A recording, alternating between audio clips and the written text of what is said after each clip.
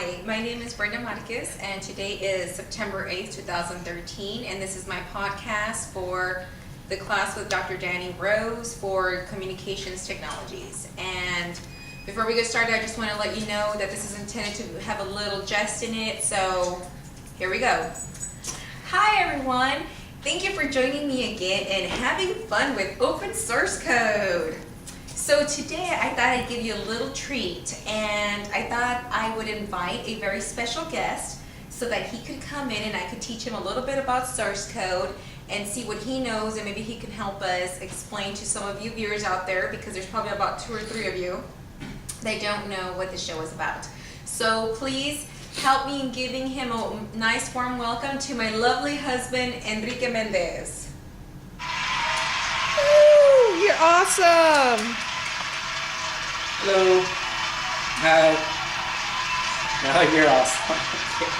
Hi. Thank you. Okay. Great. How are you? Good, how are you? Okay, everybody. Okay, that's enough of that.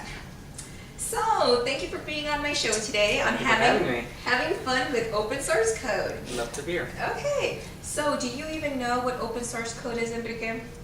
No, not really. Okay, so let me explain to you a little bit of what open source code is. Okay, it is, have you ever purchased Microsoft for your computer? Sure I have. Okay, and you install it and the application does what it's supposed to do. It runs Microsoft Windows, it runs Excel, and it runs Word, okay? But you can't change the software to tweak it to where it does different things than what is intended to do, okay?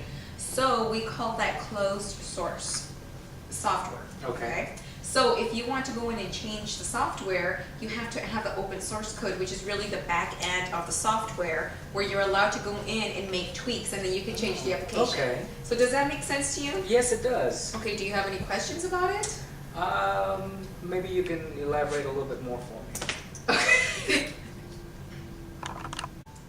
Okay, and now that I've told you a little bit about what source code is, I just want to also want to point out that a lot of corporations don't share the source code with their customers. Really? Why is it a secret? Well, a lot of companies feel that they want to keep it a secret. Really, it comes down to intellectual property, and really what it is that they have invested a lot of money into making the software. So they don't want to just give away the open source code to just anybody, to where they can make changes to the software. Then they would change the application, it would change what it was really intended to do, and then also they want to have control of what other companies are doing with their software, because they don't want them to create something off of what they already invested in and then have all these people share this software that now is enhanced or has other features. Okay. Yeah. And So who shares the source code? okay, I can think of one company that does. It's called Linux. Have you ever heard of them? Yes, I have heard of that. Okay, Linux, what they do is they have open source code, and it is available to anyone and to everyone. Everyone is encouraged to come in and modify the source code. So what it does is it enhances it. It has really good security. And then it's free to use. Nobody has to pay anything. So it is one of those really cool, it's an operating system just like Microsoft is an operating system, or like Apple iOS, that's an operating system. Linux is the same thing. So a lot of companies do tend to use it only because it's free. And again, everyone is encouraged to come in and assist in modifying the software. So when would a source code be shared? Okay, usually I think when companies who are trying to protect their source code, they share their source code because it's negotiated into the contract. For example, you know what I do for a living. I do contracts with government entities. Yes. So what happens a lot of the time is that we license the software to the government. So what that means is the license is just permission, wink, wink, for them to use the software, but they don't really own the software. They can't have it. It's not theirs. They can't tweak it because they don't have the open source code. So what the government does is they want to protect their investment, okay? Because they spend, I mean, I have one deal that's going, it's gonna be worth about $30 million, and they're gonna have a lot of software delivered to them. Wow. But what they want is, they also want the source code. So instead of us just giving them the source code, we have come up with another way to deliver it to them. It's called through an escrow account. So what happens, are you familiar with this? Yes. You are? Okay. So what is escrow? Escrow is when you have a bank account and money accumulates over time. But maybe you can explain it to me a little bit better. How do you use it? Okay, so what happens is you put your source code. So like, let's say for example, my company is gonna put the source code into a third party, like let's call it an imaginary vault, okay? Like a bank vault. We're gonna keep it there. So if anything happens to my company, if we're bankrupt, we go out of business, we're burned down, I mean, anything can happen.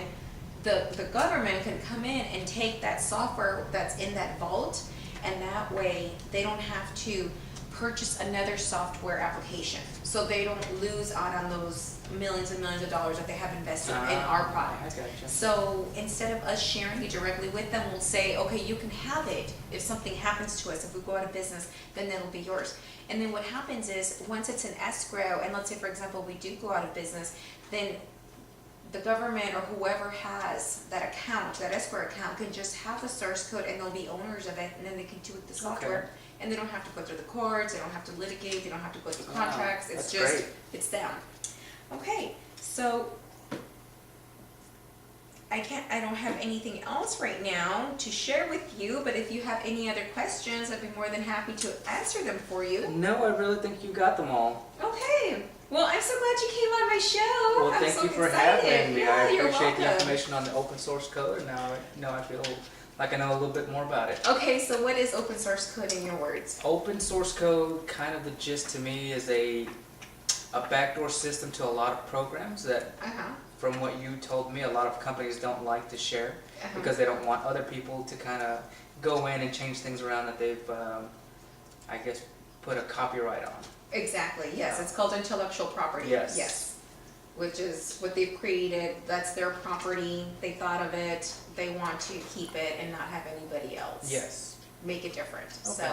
I'm so glad you came. Thank you for having me. Okay, well, I hope this is all we have for today. I hope you enjoyed your time. I hope you learned a little something.